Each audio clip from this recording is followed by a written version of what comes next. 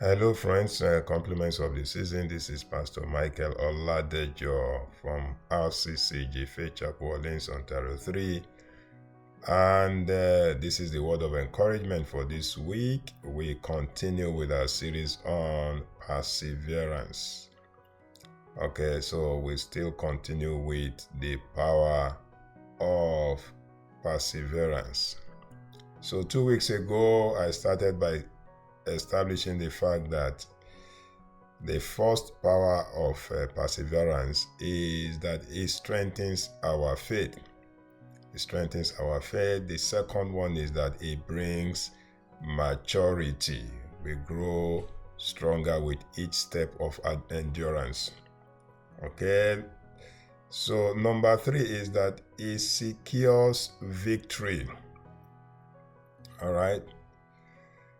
Perseverance helps us to secure victory. You cannot break through if you quit. Those who don't quit inherit the promise. I'm sure you have heard the quote, quitters don't win and winners never quit. So it's important to keep pressing on in whatever challenges you are going through. A very good example was Elijah in 1 Kings chapter 18. He already delivered the prophecy to the king. There's going to be abundance of rain. Yet he had to go 7 times to the top of the mountain. He had to persist in the place of prayer. 1 Kings chapter 18 verse 44 says, and it came to pass at the 7th time.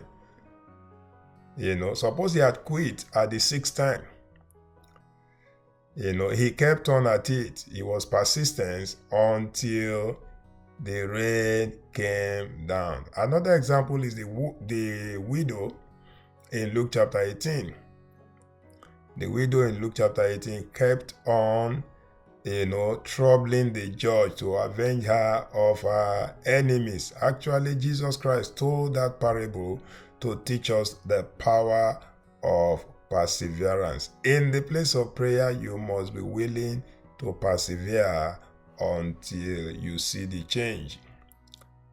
Point number 4, perseverance inspires others. Perseverance encourages fellow believers. Perseverance is not passive endurance. It is the steadfast determination to press forward, fueled by faith. So we read about the heroes of faith in the book of Hebrews, chapter 11. And there are powerful lessons to learn from them, from the life of Abraham, Moses, Joshua, Job, as heroes of faith, those who had persevered through their challenges in their times. In Hebrews chapter 12 verses 1 to 2, Hebrews chapter 12 verses 1 to 2, it says, let us run with perseverance the race marked out for us, fixing our eyes on Jesus, the pioneer and the perfecter of faith. The Christian race must be run with perseverance. Consider the case of Paul, who endured shipwrecks, imprisonments, and hardships, yet he was able to declare in 2 Timothy chapter 4 verse 7, I have fought a good fight, I have finished the race, I have kept the faith. His perseverance continues to ignite faith in us today. So when we read about these heroes of faith, it inspires us that yes, it pays to persevere. And lastly, point number 5, it honors God. Perseverance proves our loyalty to Him above circumstances. All right? Perseverance is more than just holding on. It is a sacred act of worship. Perseverance is a sacred act of worship. Each time we choose to endure trials with faith, we are declaring that God is worthy of our trust, no matter what. Perseverance is not about our strength.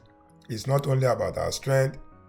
It is about giving God glory by trusting His faithfulness when circumstances seem against us. James chapter 1 verse 12.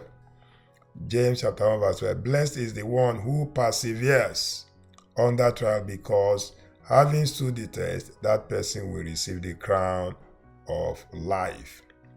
Think of Daniel, for instance, who was pressured to abandon prayers and to bow to the king's decree, but he chose to remain faithful. He was persevering in the place of prayers. Same thing with the Lord Jesus Christ. Philippians chapter 2 verse 8 tells us how he humbled himself, becoming obedient to death. He had to persevere to be able to pave the way of salvation. So I'll see you next week. God bless you. Have a fantastic week. Bye.